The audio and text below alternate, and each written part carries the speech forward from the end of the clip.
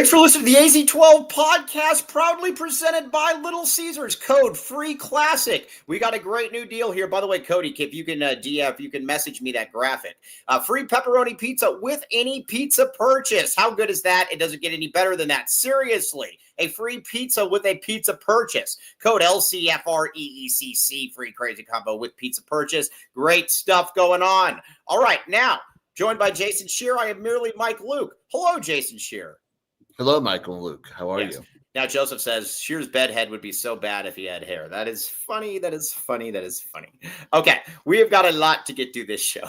We're going to talk mainly Arizona basketball, or Arizona football, We're going to make fun of ASU a little bit. We're going to talk about a lot of different things. But first, the first thing I'm going to start out with some positivity. Yeah, I know.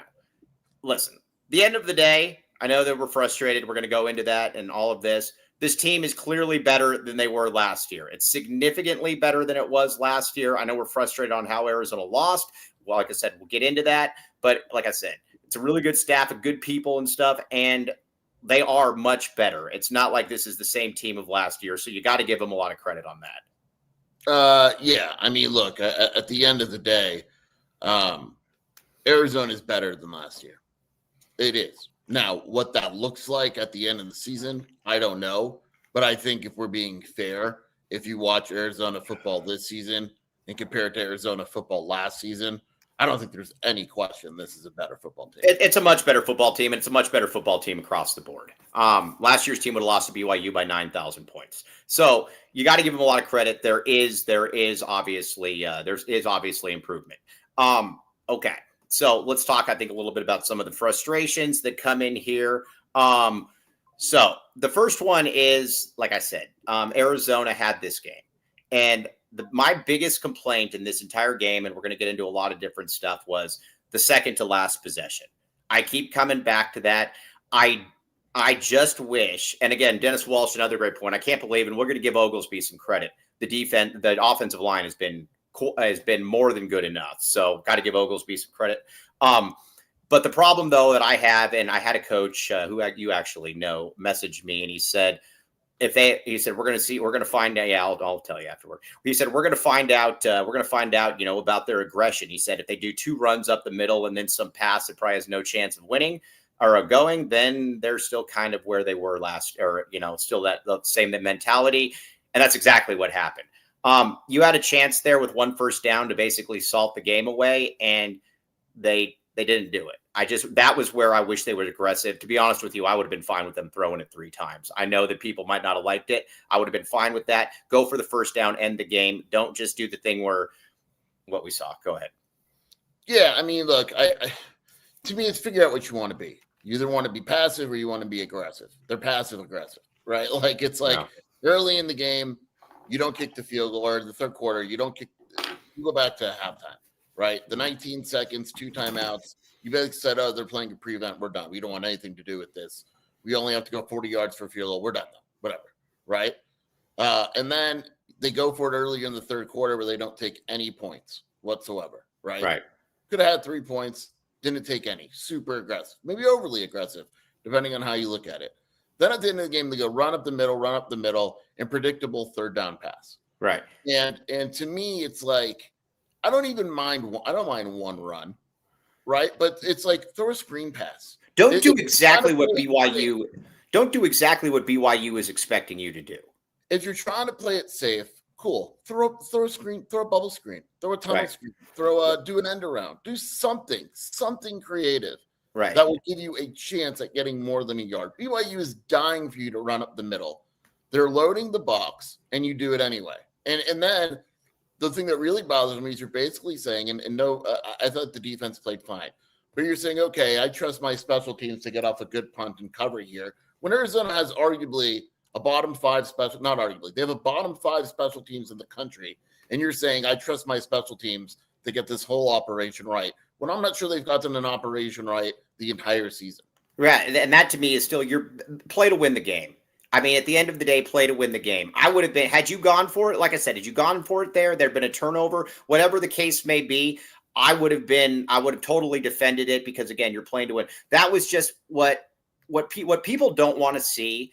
and I'm just going to keep going back to this. And again, they're clearly better, but what people don't want to see is just passive football. And I think you had it so many times last year when it would be 4th and 2 with the opponent's 40 and they just punted into the end zone or whatever, and then basically just delay the inevitable. This year, like I said, you had that chance and you didn't take it. And that's still what I kind of come back to with this. Again, are they better? Absolutely. And did they play a BYU into 2 overtimes? Yes. But you and I both know, and you messaged me right before I did this, that there's no chance they're winning this one. No.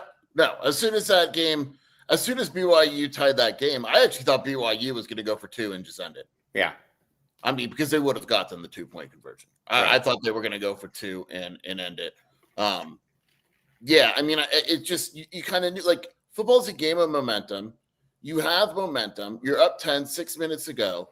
And a part of you is like, it's Arizona football. But, man, like, this thing could be over. Right. Like, momentum's a big deal in college athletics. Yeah. Right? And then they give it all away like that. And as soon as they did that, I felt when they punted, BYU was scoring. BYU was scoring. There was just no way that they weren't scoring. I mean, they just, and that's just the way it is. And I think that's just the part that's frustrating, is that you had this opportunity, you played well enough to win, and you basically stopped playing the last 6 minutes. I don't know how else to put it. You basically stopped playing the last 6 minutes. And that's, that's something that I can't really, I don't know. I can't really get past. Okay. Now I want to talk about something too, that we're going to get into Noah. We're going to get into all this. We've got to talk about the special teams here for a minute though. By the way, ASU sucks. When you said he almost ran back the punt, looking back on it, they actually would have been better off if you ran. They would have been way better off running back the punt. Absolutely. Yeah. They would have been way better off. Let's talk about the special teams though. Sheer, I know you're off on him now. Ben One White, Ben One White. But at the same point though, you like the special teams coach before the season. Sheer, the special teams has been. So I got this. Craig Navarre is a super cool dude. And I think sometimes you get caught up in that. And I think also, like, you have a dedicated special teams coach. And when you're watching practice, you're like, oh, like, they are running more special teams than they did last season. It is dedicated. He is coaching more, whatever it may be. And it's not good enough. Now, I do kind of give him a little bit of leeway with the specialist because he didn't really have time to go and get a punter. He was hired late. So Lovison was like kind of the best solution. And I'm not sure Lovison's awful, to be honest with you. I mean, he's not outstanding by any means, but I don't think he's bad. I think the thing that is disappointing is the coverage. Like, the coverage just wasn't good. And it's something else different, right? Like, the punting was an awful lot. And then the kickoffs have been fine, but then it was the coverage. Right. And it's just something. And then, like, next Saturday, it'll be Salgado Medina. And then next Saturday, it's always something. Or it's something. Special teams hasn't had a clean game at all. Well, and the thing is, too, is that at least now we're catching the football. The thing that was driving us up a wall with special teams earlier in the season was Jeremiah Patterson catching the ball at the 4-yard line each time, and it looked like it was incredibly uncomfortable for him to do that. It looked awful. And Which then makes you wonder, like, how much of that is coaching and how much of that is personnel, but at the same time, and they kind of go hand in hand. Well, they go hand in hand. I mean, at the end of the day, that's your roster. I don't know what else to say. That's your roster. And I think with that, and that's, to me, if you have an awesome special teams unit, and, I guess I could see it. I still would much rather have you be aggressive there. But, I mean, were you at all surprised that they ended up with the ball at the 50? Were you at all surprised? No, of course not. Why would I be surprised? Yeah, so, yeah, I mean, it's Arizona football. This is what we signed up for. So, just like I said, I give them credit for taking it into double overtime, but it's just how they lost that I think is just such a gut punch to so many people, because it just kind of feeds into the kind of the passive narrative here. Yeah. Yeah. I mean, it's just, it's tough because we even said it, and we're kind of contradicting ourselves a little bit, because we said we would be cool with a close loss where Arizona looked competitive. Right. We both said it before the game. Of course. And then they have the close loss where they look competitive, and we're not cool with it because of the way it played out. Well, we're also adults, and we can also look at how it played out. And the fact that it played out the way it did, I think, is what was so disconcerting for so many people. Right. And, I mean, again, you want to take the optimistic point of view out to the game. I totally get it. Look, they played BYU close. BYU was undefeated. Last year, BYU beat Arizona by 100. Absolutely. Arizona's clearly a better team, blah, blah, blah. But I think at the end of the day, I just keep coming back to that was a game that Arizona should have won. By the way, it is absolutely pouring at my house right now. Is it pouring where you are? It was this morning. Yeah, interesting. It was a... you don't go outside in rain, so... Yeah, no, I was going to say, yeah, it's pouring. All right, let's get a couple reads in here while it's raining. Maybe the rain go away. Let's get reads today. That was good. That was good. Wow. My mom says I'm smart. All right, RJ's Frozen Cactus. Now, Wilbur's Big Burner. You were down in Tucson having fun with all of your little frat friends. You guys should have gone to RJ's Frozen Cactus. Now, you could get somebody out here like Joseph that keeps saying he's going to go there, but he never goes there. I'm still waiting for that real time from him from about 5 different places he promised. Dennis Walsh, though, the Jet, I'm sure was parked there this weekend at that massive parking lot. Home of the AZ-12 watch parties. 100-plus craft beers, $2 deals, pizza, wings, tacos, burgers, and more. No bad seats in the house. Get in there, and again, it is a great place to go watch stuff. Great TVs, great situation all the way around. Check it out, RJ's Frozen Cactus, red hot sports and ice cold beer. Yummy, yummy. 88 crime. Now there was a theft at Arizona Stadium. I'm just kidding. Wow. You think anybody had anything stolen? I'm sure somebody has something stolen at Arizona Stadium. Our hearts. Yeah, our hearts for sure. So either way, 88 crime though. If you see something really bad going on and you're like, you know what, that guy looks like he's looking to steal Dennis Walsh's private jet, or he looks like there's there's something going on. You see some criminal activity, but you know what? I don't want to get my DNA and all of this. 88 crime says we are here. Come to us. Bring us your reports. 88 crime 882-7463. Pima County Attorney's Office. 88 crime. Check it out. Reporting.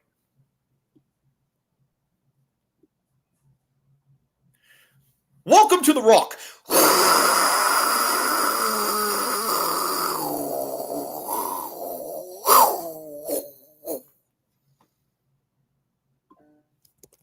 Sure.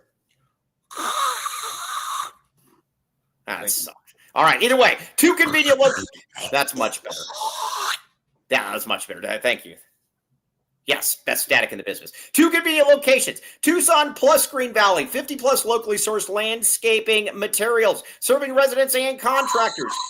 Yes. It is just not in Green Valley, Sheer. We know this. It has been proven time and again. It's not.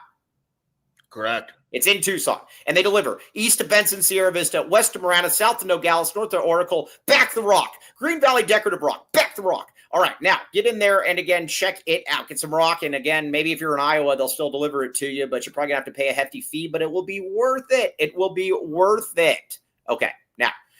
All right, we're going to talk about some good news here in a second, but I want to talk about one other thing that's drastically annoying or greatly annoying me.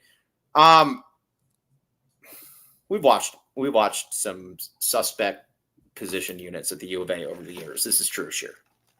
Yeah. Just one or two. Just one or two. The wide receivers, it feels like they dropped 50% of the passes. I gotta look this up. I got to look up how many drops they had last game. All right. Well, because let's start with the last play of the game because there were some other drops as well. I don't know if that's classified as a drop. Yeah, he's got to catch that. He's got to catch that. No, I'm just saying. I don't know if statistically that's a drop as much as it's just a missed catch. All right. Well, either way, the pass to Watley from Noah at the end of the game, he's got to catch that football. There's just been way too many drops. We're going to start on that one. You could say it's not a drop. You could say whatever it was. It hit him in both hands.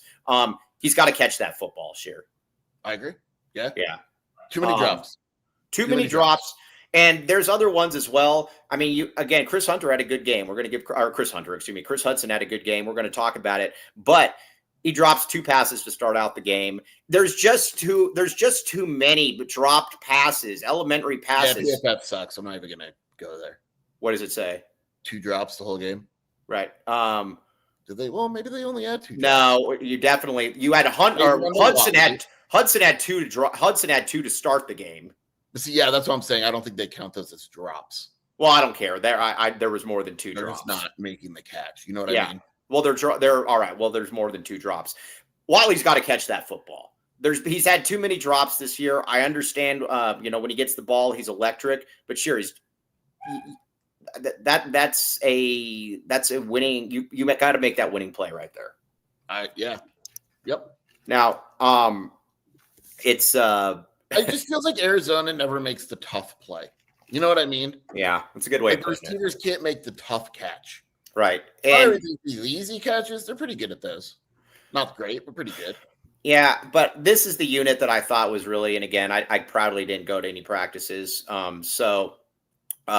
This was the unit, though, that you had sold me on, being really, really good. And, at this stage in the game, Barmore had a drop as well. And I like Barmore a lot, but that's at least 3 right there, 3 certifiable drops. Barmore, you had the 2 Hudsons.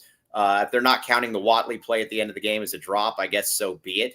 But these are correctable. These are the things when you're not a great football team that can't happen, Sheer. Yeah. I mean, right. Arizona's margin is very slim. It needs to play really in order to win the game. Right. Now it started pouring since you said that. I was going to say, right. But, now I guess let's talk about Bobby Wade. And by the way, real quick, Ben Wysong is actually right. And we're not doing this to kiss butt because he's the uncle of Luke Wysong, whatever. Yes. I don't understand the rotation at wide. Not at all. Not at all. I guess goes back to your Bobby Wade points if you want to bring that up. Right. Yeah. All right. Well, let's talk about the Bobby Wade situation. Last year he inherited T-Mac. I don't really give Bobby Wade credit for T-Mac. I don't. And nobody else could really play. This year you bring in a lot of guys.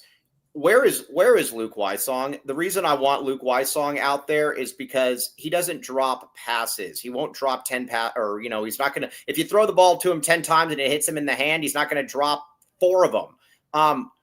When you look at snaps, okay, out of the wide receivers that played, Mizell had 4 snaps. Richardson had 6. Luke Wysong had 27. Spivey had 27, despite the fact that they've been calling him the best receiver or whatever. So Hudson had 79. He basically played every snap, which I'm fine with. Mm-hmm. Right? Chris Hunter had 56. Watley had 46. And then the drop-off from 46 was to Spivey and Wysong, who had 27. So your top 3 receivers after this game are very clearly Hudson, who had 15 targets, which is a crazy number. Right. Hunter and Watley. That's your rotation. All right. That's in my opinion. Well, let's talk about Hudson. I'm fine with. I know he had a couple drops, but you can see that Hudson's clearly really good. Hudson was great. I mean, we would be stupid to say he did. Yeah. The other ones, though, I don't understand and I know you're a huge Watley guy, but there's just, like I said, there's just too many, he's just. I think Watley needs to go down on his reps, and I think Wysong needs to go up. Yes, because the thing with Wysong again is if Wysong, I almost said Ben Wysong. If Luke Wysong has the ball, he's probably going to catch it. We watched him last year destroy Arizona. He's got to play more. I don't know why. I don't understand why he's not, and I don't understand why there's that separation there. I mean, I'm gonna get you going right now because I like to get you going a little bit. You ready? Yeah. Chris Hudson had 15 targets. I'm cool with that number. It's high, whatever. Javen Watley had 6. Okay. Everybody watch Mike's face here. You ready? Chris Hunter had 4. Sam Olsen had 4. Wysong 3. Spivey 2. Sam Olsen had as many targets as Chris Hunter and more than Wysong and Spivey. All right. Let's talk about it. That's the show. Everybody. Let's talk about Sam Olsen here. I do not understand that. Again, these football coaches. I'm going to tweet that, by the way. They know more X's and O's. I get all that.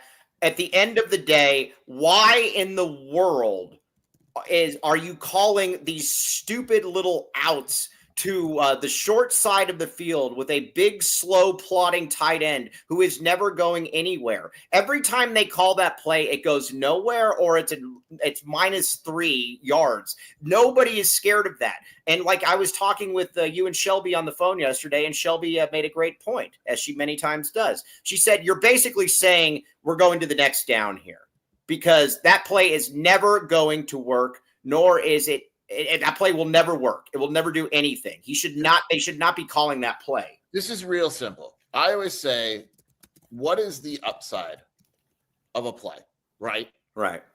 I could say the upside of me throwing a Spivey, Y-Song, whatever. What is the upside of me throwing a ball into the flat to Sam Olsen? What is the best case scenario? There's nothing.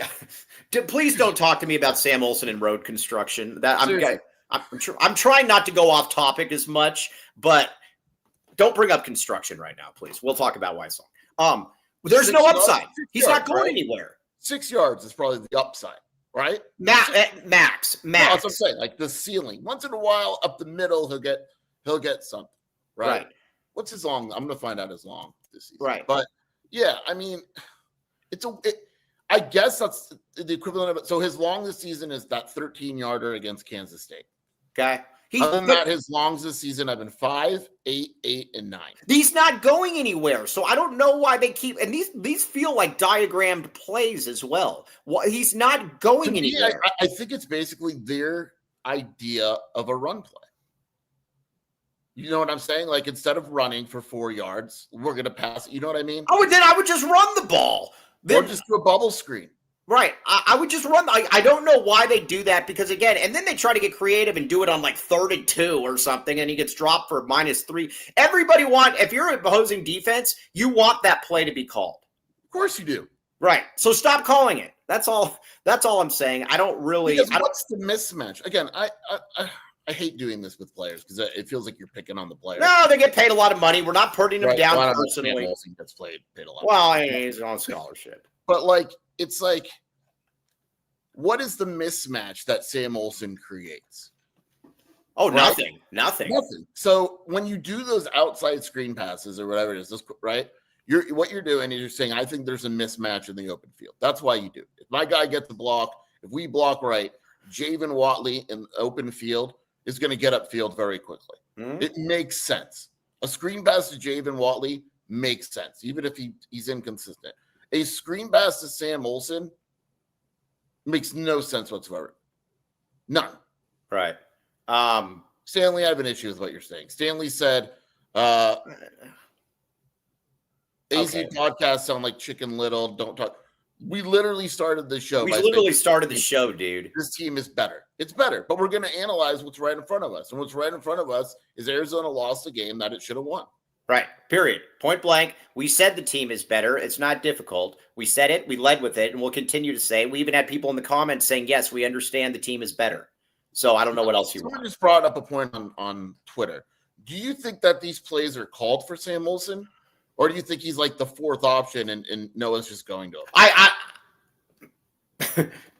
think they're called for Sam Olsen.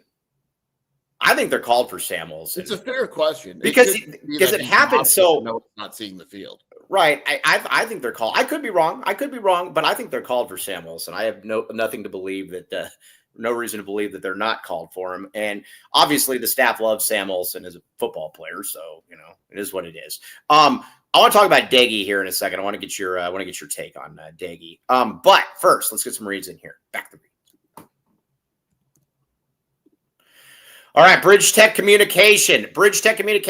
Now, the great Dennis Walsh in the comments is talking about. We wish that he.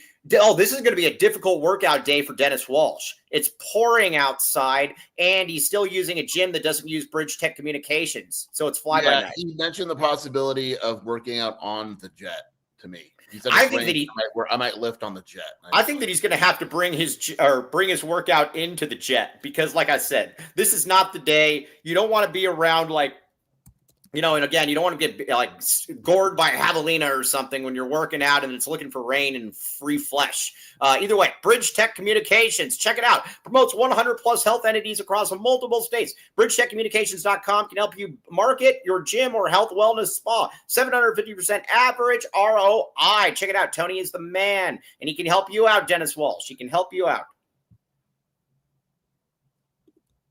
Oh, all right. We did some really good work. AZ Wildcat fan, very much appreciate you. Dennis Walsh, you did great work as well. 12 Arizona locations, locally owned and operated. We might have a fun announcement as well. All food made in-house daily. Every sandwich comes with a cookie. Back the cookie. Use code AZ12 for 15% off. Sure, you need to get into bagging soon. Oh, I know. Make it happen. Make it happen. Join the VIP Text Club. Text Baggins to 877-797-0444 for specials and deals. Get the bag, baby. Get the bag. All right, Kopal. We're working on a get together. It's going to be very fun. Joseph can pretend that he's going to show up and he won't. I know that Kobe L. Thiel most likely will if he can. That would be awesome. Copal, Tucson's contemporary Mexican food. CopalTucson.com. Mexican food delivered nationwide. MyMexicanMenu.com. Use code AZ12 for 10% off your order. Mention Mike Luke for a free rib with any entree purchase. Yummy, yummy in the tummy. Book your next large party or corporate event with Copal. Large party packages available. We also cater any event. 5340 East Broadway in the Williams Center. 520-372-2123. All right. Now, Cody, if you can clip that, that'd be great.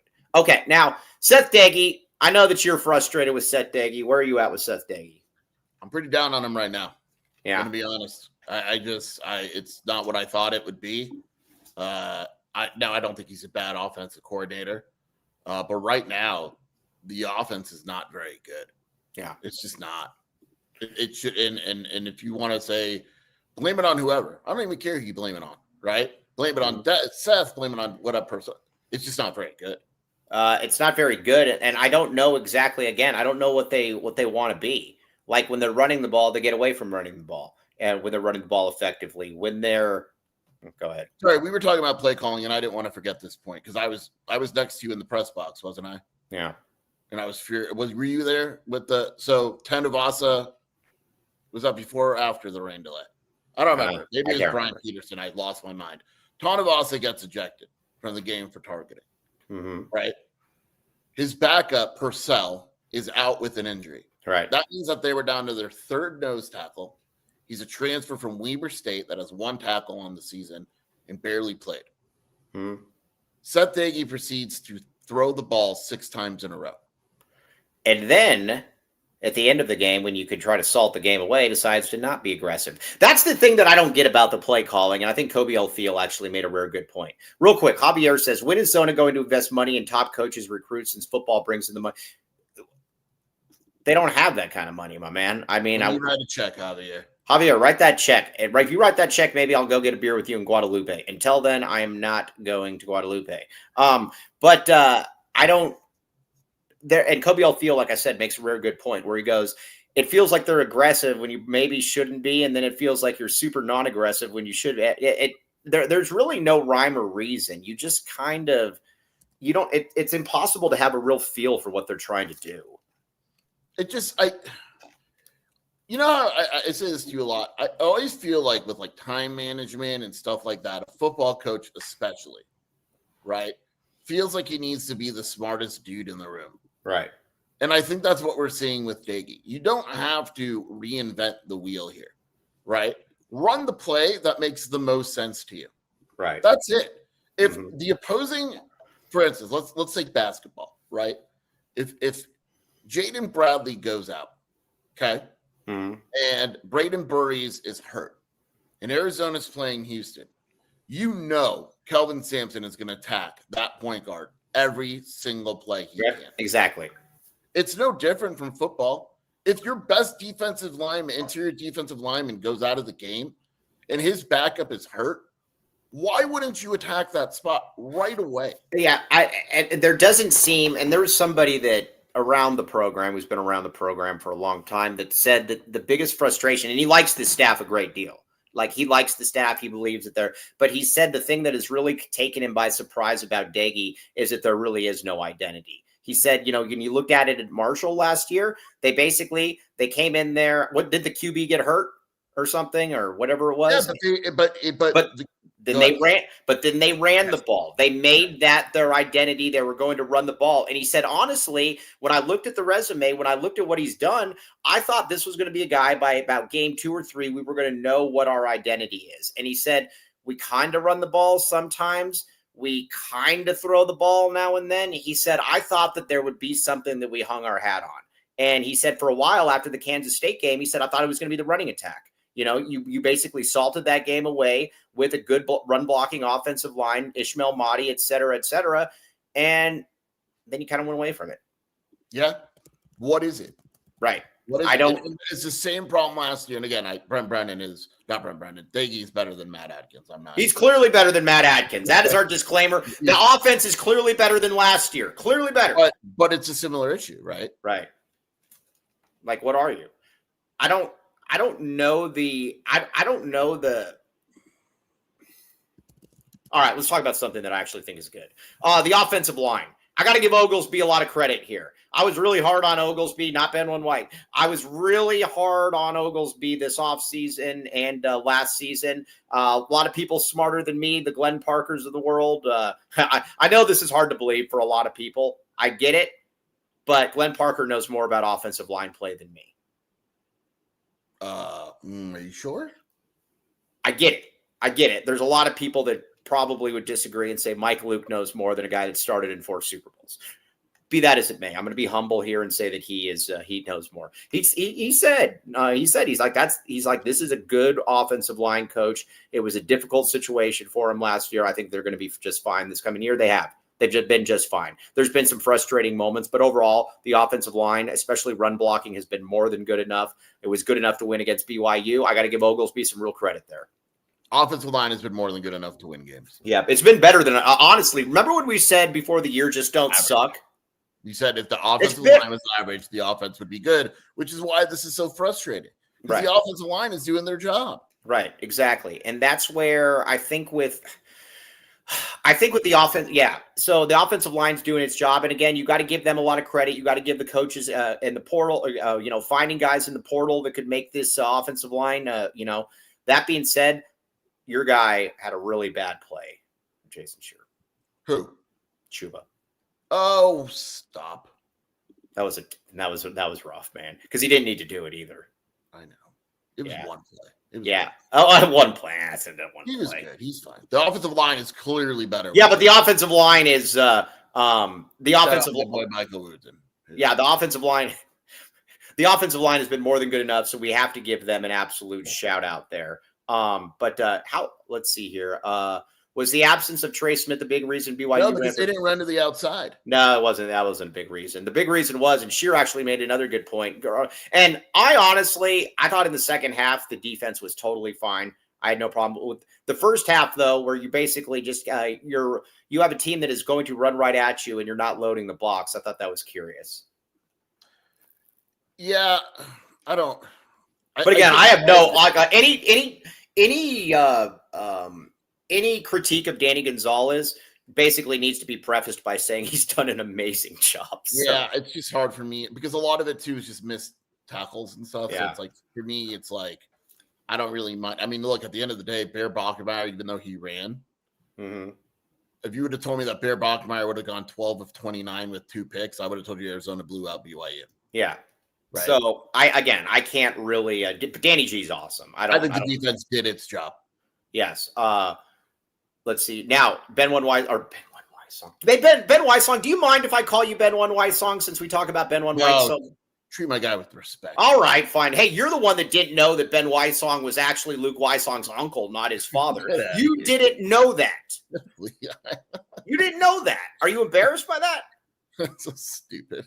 All right. Well, either way, just so everybody knows, Ben Wysong, big friend of the show. We like Ben Wysong a great deal. Shearer had no clue that that was his Luke Wysong's uncle. I told him it was his. I told him it was his uncle. Shearer thought it was his father. I had to be able to put that. By the way, you're an NFL expert. LJ Martin, NFL back, right? For sure, no doubt. Yeah. I mean, you watch him, but Ben Wysong. I'm sorry, you're both wrong. MNFL. Thank you. He's an NFL back. Sorry. But yeah, it did feel like it took 2 to 3 players to bring down LJ Martin each. He runs low to the ground and he like tightens up. Who's the NFL back that does that? Where he goes like when he runs, he goes like this basically to make himself. Marcus Allen was very famous for that. Who is it? Marcus. I mean, you never saw Marcus Allen, but Marcus Allen was very famous. Yeah, that's not. There's one more that did it. I'm trying to think. I don't remember who, but it's like famous for it, where he makes it hard to tackle because he goes like that. The Tyson Algiers, Kobe, get out of here. Yeah, I was going to say, is it? Yeah. Oh, by the way, I got an all-time Kobe L for me. So he messages me and he says, "Hey," because I messaged him and I said Christian McCaffrey's averaging 3 yards per carry, and I said pretty impressive stuff. And then he goes, and then he sends me something and he says, "Oh, well, he has more total yards than Bijan." You want to know the problem that Kobe L had no clue about? Huh. Bijan's already had a bye week and they're on Monday Night Football. Kobe L had no clue that Christian McCaffrey has played 2 more games and Bijan is on pace for a lot more yards. It was bad. I will say this. When you look at the awards, it's bad. The betting odds, Mike. Yeah. Oh, never mind. He went down because they lost. Yeah, it's bad. But look, McCaffrey is skyrocketing. Kobe had no clue though that he played 2 more games than Bijan. So have fun. All right. Anyways, take the L, young man. So all right. Yeah, piece of crap. But yeah. Okay. Now. Oh my God. Yeah. No. Yeah. Okay. All right. So either way. No, you don't you never say bad words. OC Bodybuilder says Bijan is in the prime of his career. McCaffrey is past it. Kobe L. says that McCaffrey is squarely in the prime of his career. All right, we're not doing this. We're not doing this again. Sorry. All right, we're getting back to sports. Well, we are on sports, but yeah. Okay. Now let's talk a little bit about the officiating was kind of sus, as the kids would say. That there were some plays too. Where was the one where they marked, or what was I can't remember. The big hullabaloo about basically the chains weren't set and then they let the play go and then it could have been 4th and short and it wasn't 4th and short. It was a first down. And the Big 12, I mean, let's just be real here. The Big 12 officiating has not been better than the Pac-12 officiating. Yeah, it has not been. One of the biggest reasons is because whatever reason, the Big 12 hired half the Pac-12 officials. You know, that's one of those things too, where you might have asked the other programs. You might have said, "What do you guys think about the officials in your conference? Are these people that we should move over here?" Yeah. Did you see our boy Clark Williams, by the way? What's going on with Clark Williams? He's leaving. SMU hired him as its associate AD of branding. Is that a better job? I don't know. SMU pays stupid money to everyone, so it could be. But yeah, SMU hired him. Interesting. All right. Well, I love Clark Williams. Williams is amazing. Congrats. He's not watching this at all, but congrats. Yeah, congrats, Clark. Clark doesn't really care. Did they bring in Tony Padilla? Yes.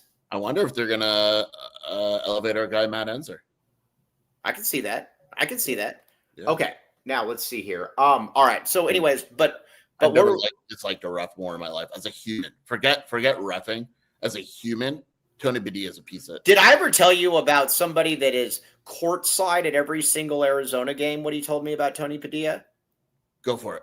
I think you have, but let the people know. He goes, and again, I'm not saying any names. I'm very clear here. I'm not saying any names. Can you say any names, please? No, I did not say any names. But he said, I've never seen an official that will come up to us and literally talk to us at McHale and say, "Man, this crowd's going to be mad at me today."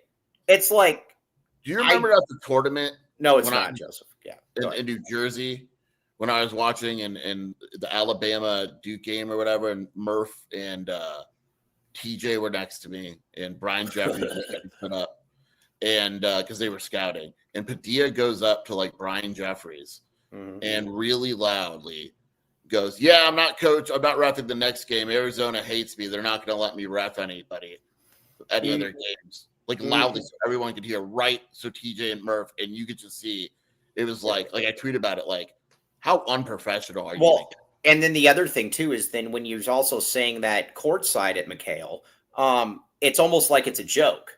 It's almost like for you, like it's like funny. He thinks it's funny. And Big 12 Bobby, I normally would be totally okay with that too, but I don't appreciate that because he sucks. Now, Gorilla Tech says Padilla toots that butt at the scorers table, according to Michael. I don't know if he was farting. I'd give him more credit if he was doing that. But Tony Padilla sucks. So, anyways, all right. Let's get back to it. One thing that I do want to talk a little bit about, because again, I want to make fun of them just for a few minutes, and we'll get back to U of A sports. There's a lot of mouth farts going on. Dude, I know. I've been belching nonstop. I had, all right, I had some kind of weird green tea this morning. It's not settling well. Okay, let's talk, though, about ASU. I got to tell something. I was beaten up by your guy Cartman and all the turds. And I said, because I've watched a lot of Jeff Sims. I've watched a lot of Jeff Sims. We've watched a lot of Jeff Sims. He was at Nebraska. We live text Jeff Sims games. Yes. So when Jeff Sims went to ASU and Jeff Sims was announced as the backup quarterback, not only the backup quarterback, Dilly was said that he was a Sunday guy as well. I've watched probably more Jeff Sims than way too much. Jeff Sims. Than Jeff Sims, yes. You will not win a game with Jeff Sims as your starting quarterback. That's a bit much. You could win one game. Maybe. Okay, fine. All right, fine. Maybe 1 out of 5. But you know what's great about it, too, is because they know he's a turnover machine. So Dilly literally doesn't allow him to do anything. He was going into the fourth quarter, and he was 10 of 19 for 50 yards. That is, you're not going to win any games with him. And, man, I hope he's the quarterback against Texas Tech. That would be amazing. But they were kind of sold a bill of goods that they could win with Jeff Sims. They can't. Oh, Braden Lockey is way better than Jeff Sims, Joseph. You do need to apologize to Jeff Sims for one reason. I believe he did not fumble. He didn't fumble, but he didn't also score a touchdown. So, I mean, hey, Jeff Sims, don't turn the ball over, don't score. We'll call it even. But here's the thing with Kenny that I really don't get. Yeah, I agree with you. It feels like Jeff Sims might be really fragile mentally or something, because even after that game, he was like, I thought Jeff played well. It's like, but he didn't play well. He sucked. He was awful. You don't have to call him an NFL QB. You don't have to lie about that. Anytime you have Jordan Tyson, is Jordan Tyson the best wide receiver in college football? Yeah. And if he's not, he's right there. He's right there. Anytime that dude's stat line reads 6 catches for 24 yards, you got somebody that's trying not to throw the football. Arizona would absolutely beat ASU if Jeff Sims is starting. I feel very comfortable in saying that one. 100%. So, okay, so anyways, they lost. I think they're going to get their butts kicked by Texas Tech. I'd almost not play him against Texas Tech. And I know that you're probably throwing your season away at that point. I don't know what the injury is. Yeah.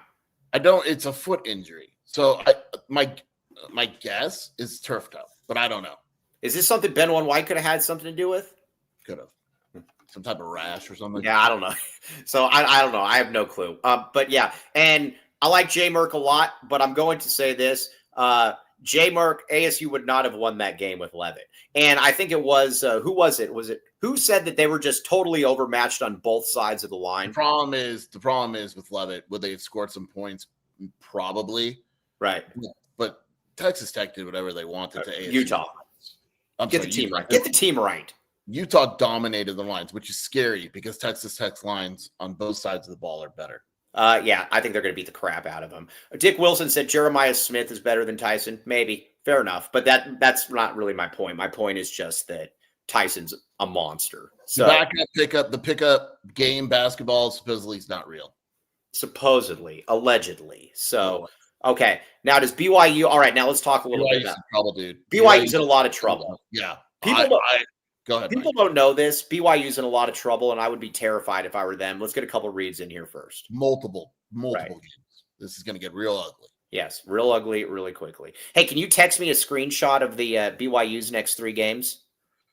You can do whatever you need, honey. Yeah, please. Thank you. Okay, but first, Longview Insurance, my friend. Longview Insurance and Investments. Did you recently change your job? Let's talk. Yeah, we'll be talking basketball, Vegas. Did you recently change jobs? Let's talk through, what you got with your old 401k. Or maybe you're like Kobe L. Thiel and you're going into the civilian industry, but you're going to have a big bankroll coming up here shortly. Now, trying to balance your retirement savings or your college funds, or just heck, trying to save up for an AC, Longview has you covered. And again, we will not endorse Longview, but we will highly recommend Longview. Give Andre a call at 520-325-3456 and reference the AZ12 podcast for a complimentary initial meeting. He can help you out with the AC. Kobe L. Thiel, we will talk about it because we don't want you sitting in a terrible spot with no air conditioning. Okay, so there's Longview. Now, what else we got? Also, can you send Cody that thing, the Ken Palm thing? I want to talk about that in a few minutes. Which one? The thing about the coaches? Yeah. All right, but first, all right, look at this young lady right here. The Tucson Family Food Project.org. Look at that. Look at it. We decided those are fajitas. I thought it was spaghetti. Sure thought they were tamales. We were both wrong. But either way, this looks very good. Currently, 255 meal kits per week, 226 goal, 100 meal kits per week. Donations made with AZ12 comment will be matched. Cumulative up to $10,000. Get in there. Kobe, you're getting a signing bonus. Give this to the Family Food Project. Check it out. Yes.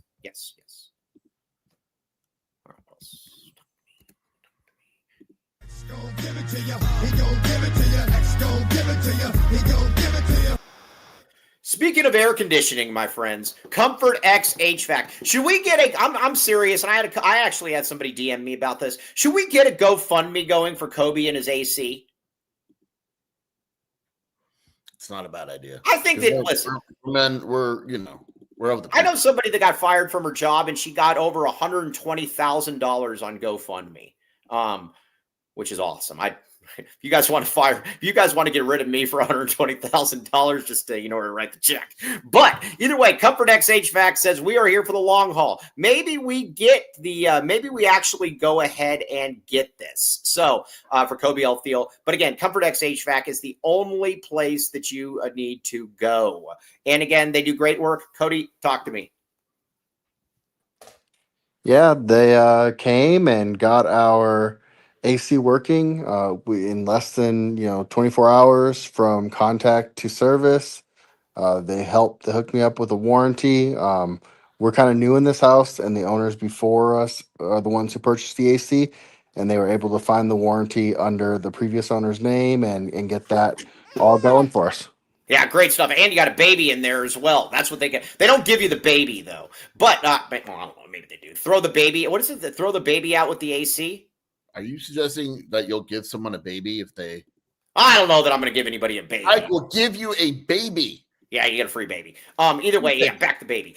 Comfort X HVAC. Check it out. Small business with big savings. Built on trust for the long haul. Hello, David Rosen. Where have you been? All right. So, anyways, now let's get back to it. BYU's in deep crap. I just texted you their schedule. Yeah, Cody, I'm going to put it out right now. Quick? Right. Can you put this up real quick, Cody? Yeah, Cody, do as you're told, please. Are you able to? I don't know, babies. Right. No, I can't get that one up, but I'll get the other thing up for Mike. Yeah. Okay. Yeah. So let me tell you the schedule here. Chat, as the kids say. At Utah, versus Utah at home, right? Mm-hmm. At Iowa State, at Texas Tech, TCU at home, at Cincinnati. Dude, they're definitely going to drop some of these games. I don't know really what else to say other than the fact that I think they're going to lose to Utah, and I think they're going to lose to Texas Tech. I think there's at least 2 losses in there, right? Yeah, for sure. And then we claim brokage as well. They're going to be broken. A lot of breaking. A lot of breaking. That's what Arizona does, dog. By the way, we said it the other day. You may win in the final score, but you're going to lose when you have you seen all these weenie Iowa State fans that are after I literally said that Arizona will break you, you will not be the same. And after the Arizona lost by 9,000 points, they're like, you guys haven't won a game since then. If you lost to 2 unranked teams. Proof is in the pudding. The proof is in the pudding. Yeah, it is what it is. We don't make this up. And some BYU fan asked me yesterday to call off the curse. This is way above my pay grade. I just report call it off. That's not up to us. We just report That's the something news. much higher. Higher. I will. Yeah, it just is what it is. Patrick Stark, I will begin back to you. It's good. Okay, so that's kind of where we're at, though, when it comes to Arizona and when it comes to the Big 12. Now, looking ahead to Houston, our picks yet, but that's a very winnable game for Arizona. So I've watched one Houston game this year, and I actually watched three. I watched 3 condensed Houston games. That's time you can't get back. I think Houston sucks. I'm just gonna say it, and the numbers back me up. PFF, they have the second to worst or third to worst offensive line pass blocking in the country. They are the worst Power 4 pass blocking team in the country. Connor Wegman isn't very good. They have one player who I love. 2 players. I love their running back, Dean Connors, white running back. Great name, Dean Connors. Yeah, and then sounds like a Star Trek character. And then their wide receiver, Amari Thomas, is a bad dude. Oh, he's great. He's great. I've been watching him for years. He's fantastic. Yeah. He's a very. You were a big UAB guy last. Yeah, no, always. Yeah, he is a bad dude. But other than that, this is a very winnable game to the point where I actually would be. Their tight end Tanner Koziel is awesome. This is a big Ben One White game. The only issue that I keep coming back to, there's 2. Number 1, Brent Brennan has 1 road win. It was at Utah. The average margin of loss is 3 touchdowns. Is that good? It depends who you're rooting for. Okay. Number 2. Oh wow! What? NFL news. Sorry, NFL news. And what news? MNFL news. What do you got? Fired Callahan. The Titans fired their coach. Yeah. All right. Well, yeah. I mean, it's hard to believe with as fast a start if they've been on. The other thing is, in the history of Arizona football, has it ever won a 9 a.m. game? I don't think so. The last one I remember was Houston, right? Yeah, back the Ed Oliver team. Remember they went Ed Oliver and they destroyed Arizona? Yeah, that's the last one I can remember as well. Yeah, and that's when we thought we were going to still be good. Yeah, Ed Oliver. Yeah. I don't see that being the case. Yeah. Yeah, Houston killing it. Mike, no, I don't think Houston's going to kill Arizona. If Houston kills Arizona, then and I'm dead serious, and I'm not saying this with any inside information or anything. I want to put that in bold letters. This is not me saying this on inside information or anything. If Arizona were to say lose by like 17 or more points against Houston, I think Sunday would be very interesting. Yeah, I would agree with that. I would agree headed into a bye week and all that. And again, I'm not no inside information. I just don't think it would be out of the question. What do you on a serious note? Well, everything's serious, but on a serious note, what do you do about the fan? What do you do about the fan? Because the fan base is just out. Now, listen, there are some people that are in, and I'll get the occasional person that tweets at me. I don't know if you're Desiree, though. That is still kind of what I come back to at the end of the day. Excuse me, mouth fart. I don't know. Man, I've belched easily 8 times on this show. No, another one. Gosh. Ted Wardo, come here. I don't know what he would do, but what is he gonna do? I was gonna say, bring his face. Bring me the Imodium, Ted Wardo. I don't know. That's the problem for me, though, is that if you're an AD and you're looking at the fan support, you basically just have to win. And that's, I think, what was such a gut punch for the BYU game is that I think that was a chance to get some people back in here. You're 5-1 at that point. You got a really nice victory. That was squandered. I don't know what you're saying. I'm just saying I don't know. So you can't get the fan back. No, you can't. Win. That's it. Unless you're in, because I'm not even sure lowering the prices would help that much at this point. I really don't. I really don't think it would. Yeah. I think people are just out right now, and the only way to do it is fire Brent Brennan and try to convince him with a new coach or just win. Right. Also, what's going on with these screen names changing things up? I don't understand. All right. Here's what Kobe Althiel says. Here's my thing. Can you see Brent Brennan winning more than 7 games? Yes. I think after this year, it's 9 wins minimum. I don't know that I share that optimism. Who said what? Kobe Althiel, that he thinks it's 9 wins minimum after this season. Yeah, I mean, I get it, Kobe. I think I don't share the same optimism either. Wait. Oh, that's 9, not including a bowl game. 9, not including, so it could be 10. Oh gosh, man, these guys have really high expectations. Hey, I respect you, Kobe. Yeah, I don't see that though. Remember, Mike, I got to go in 15 minutes. No, I know. Yeah. Today we're gonna get off a little bit earlier, anyways. Yeah, Ben One White stuff. But beat me to it. That's the. But I just don't know how you get them. I just don't know how you get them back. You don't because the 2 home games left are what? They're Baylor and Kansas. No one's flocking to those. Right. I'm not waking up on a Friday night I'm not sitting around on Friday night going, my God, I can't wait for Kansas, Arizona tomorrow. Yeah, I mean, dude, who doesn't? I mean, get in line for that I will one. say there is some excitement left in this season. Number one, Arizona's still 4-2, as much badly as we're talking. But all these games are going to be coin flips. Like they really are. Did you just yawn? Yeah, because I'm tired from mouth farting. Oh, I remember the Sagarin thing. Arizona's got 3-point spreads. And I did this on our show, right? Or was this on the podcast? I don't know. Arizona's got 3-point spreads the rest of the season. Right. Because Arizona on Sagarin, because this is how I rank them, Mike, is 63. Okay? Mm-hmm. Houston is 52. Okay, so 72, right? So that, just remember this number. Remember this number. This is good. 71. Just remember 71. Like right now, ASU got beaten so badly, Mike, that they would only be a touchdown favorite at ASU if the game was this weekend. And I think that Arizona would be favored if Jeff Sims is starting. Probably. Colorado will be favored. Not by a lot, but they'll be favored. Probably by like 3.5 points. So this is what we're doing. Like Baylor will be favored by 1 point, 1.5. Same with Kansas. Like this is the spreads that we're going to get. Yeah. And Benwin White was talking a lot about the different spreads that he was looking at. And I think that they're all going to be close. They're all going to be. What's funny, Kobe? Because he said, is Brent Brennan the worst? Remember like a month ago when we had this conversation and most people said it was Satterfield? Remember that? They did. Yeah, no, I didn't. We said it. Most people naturally said, oh, it's Satterfield. It was after the Nebraska game. Yeah. If you're ranking coaches right now, he's one of your 2 or 3 best coaches this season. Yeah, but I'm saying Brennan. Would you rank Brennan as the worst? Off the top of my head, probably. I don't know who else. Who's worse? I know the success he had previously, but it feels like Scott Frost has lost something major here, right? Yeah. I would still. And is Brennan really that much better than Fritz? You love Fritz. Wait a second. I like love Fritz, but it's tough. It's tough. I like Fritz crackers more than that guy. Good. Yeah, Fritz crackers are really, really good. I don't know. That's a good question. I would probably lose. He's near the bottom, and I don't know if that's a knock on him. It's a knock on him, but there's also a lot of good coaches. He's near the bottom, and it's not a knock on him. I'm saying there's a lot of good coaches in the Big 12.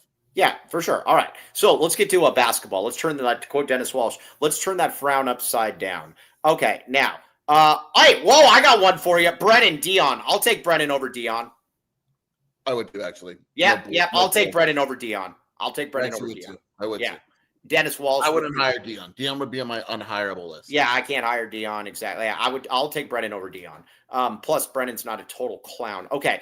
All right. One thing, and then we're going to get to basketball here for a few minutes. We need to stop with the red line accountability.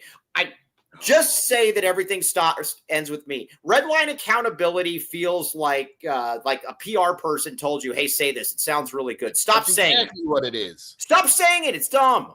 No. You agree it's dumb. I don't think it's You literally dumb. told me it's dumb. Calm down. I don't think the red line thing is dumb. I don't. I think the amount it said is dumb. Yes, you definitely said that. You said that he said the amount of times he keeps saying it is dumb. Yeah, I think eventually it becomes like, how many times are we going to say this? I get why you're doing it. I get it, but it's like. You guys told him to do this. You told him to do this at the end of last season. You said he needed to have more of a fan interaction and all that other stuff. That's his version of that. He's trying to make a slogan so that everyone likes it. The slogan. That's what I'm saying. I like the slogan. I don't mind the slogan. But after a game when you just lose, you don't go, I have to go home and get some red line accountability. I don't need that.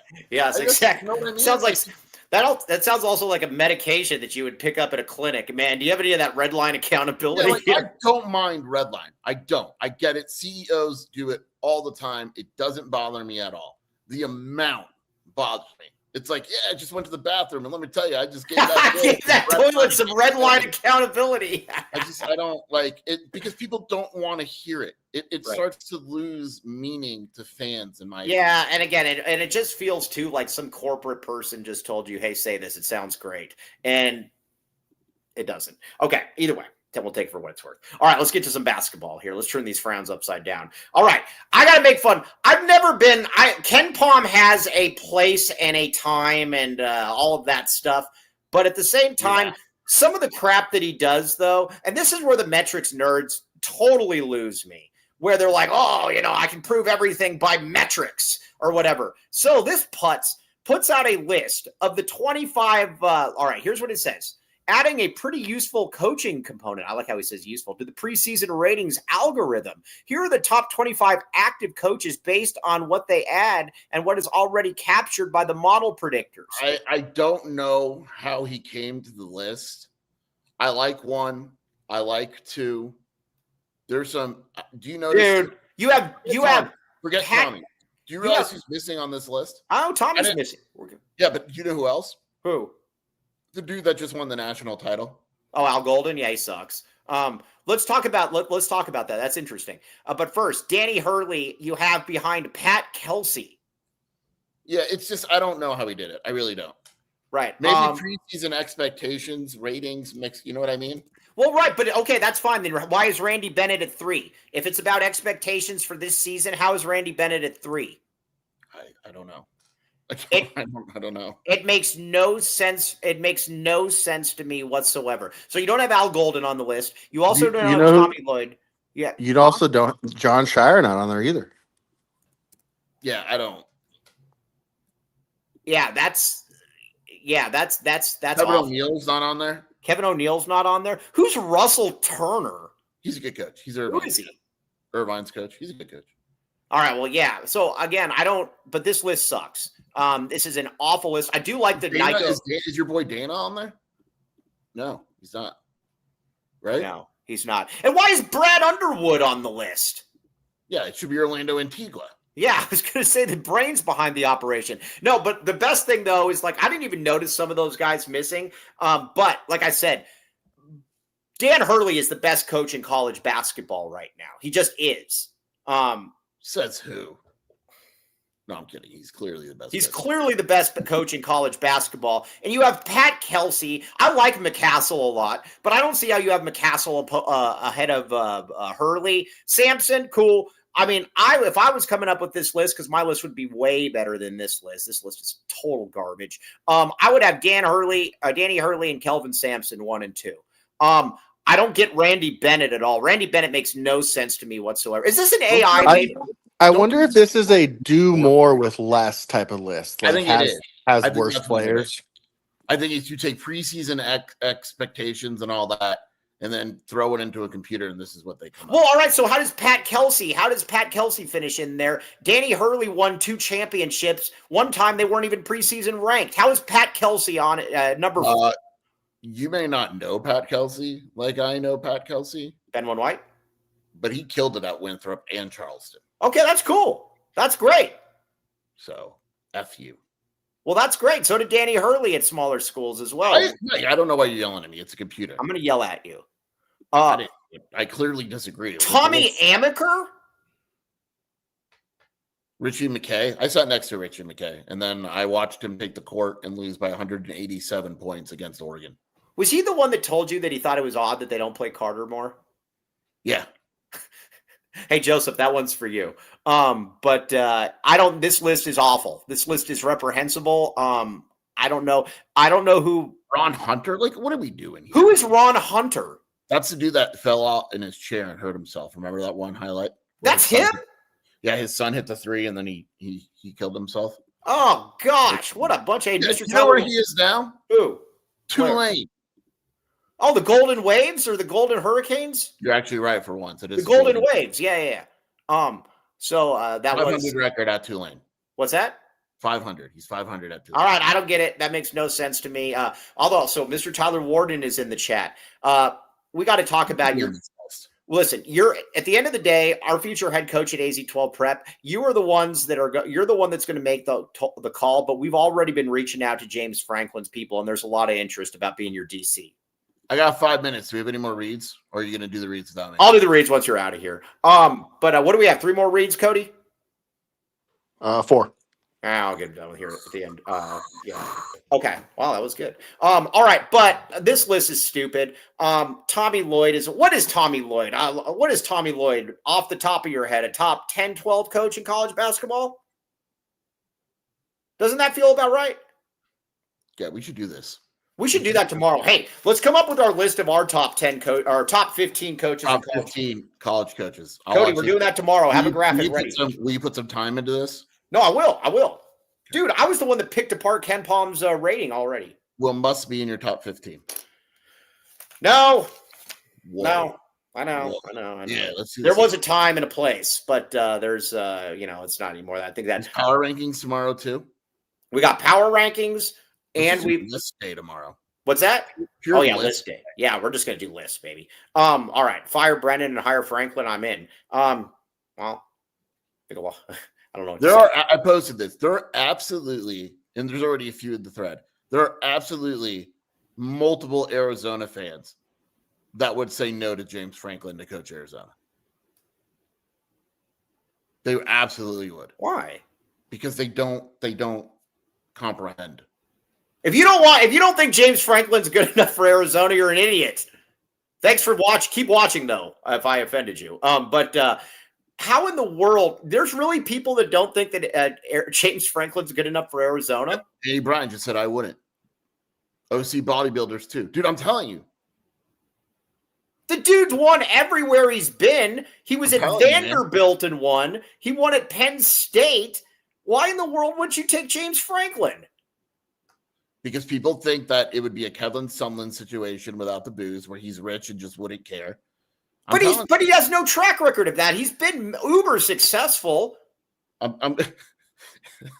Dude, you don't have to tell me. James Franklin would absolutely, as Mr. Tyler Warden puts it very well, James Franklin would absolutely be the best coach in Arizona football history, and it would be by a mile. I told you, there are people where if you were to ask them, they would say, no, I don't want James. There's people on the UCLA board, too, that are like, I don't want James Franklin. Are you morons? Where's the red line accountability? Yeah, I still have. Well, to be fair, Neuheisel's much better than James Franklin. Cody's probably one of them. Cody, would you take James Franklin at Arizona? In a heartbeat. Yeah, okay. James Franklin's career record is 128-60. Also, look at Vanderbilt ranked 2 out of 3 years. Look at his last 3 years at Penn State. They finished 7, 13, and 5. And there's people that are like, yeah, but we can do a lot better than that. Urban Meyer's available. I would give up my entire AZ12 paycheck to get James Franklin here for his entire contract. I'm being dead serious. If Desiree came to me, and you know me, it said, Cheer, I need $1,000 towards James Franklin. Deal. I would honestly be like, you know what? Okay. Wait a second. I got an idea. Do people think we're talking about Jacob Franklin and not James Franklin? Oh, that's a good point. That might be what it is. Anybody out there that we're not talking. I would Urban Meyer. Who said that? Of course, I would take Urban Meyer. Yeah, Urban Meyer. Yeah, that'd be awesome. I'd go pick him up in my car. Yeah, I was gonna say, man, that's. Would there have been anything more Greg Byrne than hiring Urban Meyer in Arizona? If they cheat, I want them. Yeah, no, I agree with that. You need to do. But me and Mike have had these. We've had these conversations. If you're a cheater, come bear down. Yeah, that's all I'm going to say. At the end of the day, all right, we got lists tomorrow, baby. Back the lists. Hey, Orgeron, come on down. What are you going to ask tonight at the press? Are you going to actually ask anything tough at the press? I'm going to ask Brent Brennan if he feels that they weren't aggressive enough in the last 6 minutes. Ask that second. All right, fair enough. Yeah, but ask about that second to last drive because I already know what he's going to tell you on the last one. That's it. Well, I know, but what he's going to do though is he's just going to say, well, in the last one we just took a knee. Because, no cold soup questions. Deal? I never ask cold soup questions. All right, no cold soup questions. The best answers he's ever given are mine. All right, you're dismissed. We'll see you tomorrow. TTFN.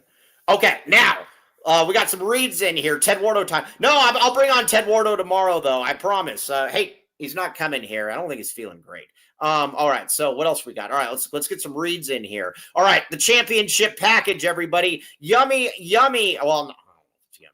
But either way, the championship package. Ask about the 1997 championship package. Again, my nickname in high school, dental implants at affordable rates. Now, here's the other thing. You also go in there and they have air conditioning. You don't have to worry about them not having air conditioning or going in there and not being happy with it. Land the freaking man with the master plan. They don't have a red line package, but they definitely have a championship package. Check it out, Aris Dental, TucsonTeeth.com, or as my neighbor says, teeth. Check it out, Aris Dental, TucsonTeeth.com. Foster Plumbing. Man, this is definitely the time to have plumbing right now. You definitely want to have plumbing, and they're all over. They got like 20 of those like really cool red and white vans going everywhere. Foster Plumbing, quality work at a fair rate. That's the other thing. Look at this front, this wrench on the nut. You got to be able to, or the pipe. You got to be able to have people in here that know exactly what they're doing. They know exactly what they're doing. 24/7 service. And here's the other thing. 10% off when you mention the AZ12 podcast. You got to get mentioned 10% or get that, because it saves you money and it makes us look good. Check it out. Foster Plumbing, quality work at a fair price. Fair price. All right, Jesse's Tattoo Shop. All right, we got a lot of stuff coming up here. Call 520-358-2881. Golf Links in Pantano. Sober Shop. Wear a tattoo that speaks to your story. Follow Jesse on Instagram. He does a lot of stuff. He sent me some pictures the other day, and these tattoos are amazing. They look real life. They look serious. They are awesome. And again, it is a professional environment as well. You're not going in there, and there's not going to be a bunch of people passed out on a couch or something. This place is great. They got the Tattoo Expo coming up October 24th, 25th, and 26th at the InkerStateTattooExpo.com at the Tucson Expo Center. $20 per day, $40 3-day passes, vendors, food, drinks, and more. I will be there. Some of the top artists from all over the nation. Now, also, the car show. This also goes to show you the kind of community they got. $50 tattoos. Watch Jesse's page. Again, follow him on Instagram, Jesse's Tattoos. Try your luck on the mechanical bull. Can you beat Jen?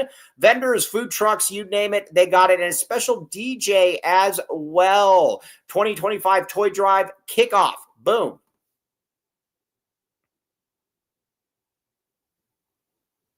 All right. Everybody get these shirts. These shirts are awesome. Not just a football school. These things are going like hotcakes. Hop in there right now and get them. Not just a football school. AZ12-podcast-shop, fourthwall.com. Okay. Kobe wants to get a tattoo at Kobe wants to get a tattoo, and we're going to get one of Jesse's. Okay. But now, again, we've got a great deal going on. Free pepperoni pizza with any pizza purchase. Code LCFREECC, free crazy combo with any pizza purchase. Check this out. We're going to be pushing this on Twitter all day. Everybody, you get one pizza, you get another one free. Get in there. Again, we need real times today. Real times. Kobe Alfield, real time this, please. Everybody else out there, real time it. We got to be really, really good with this. Thank you, my friends. All right.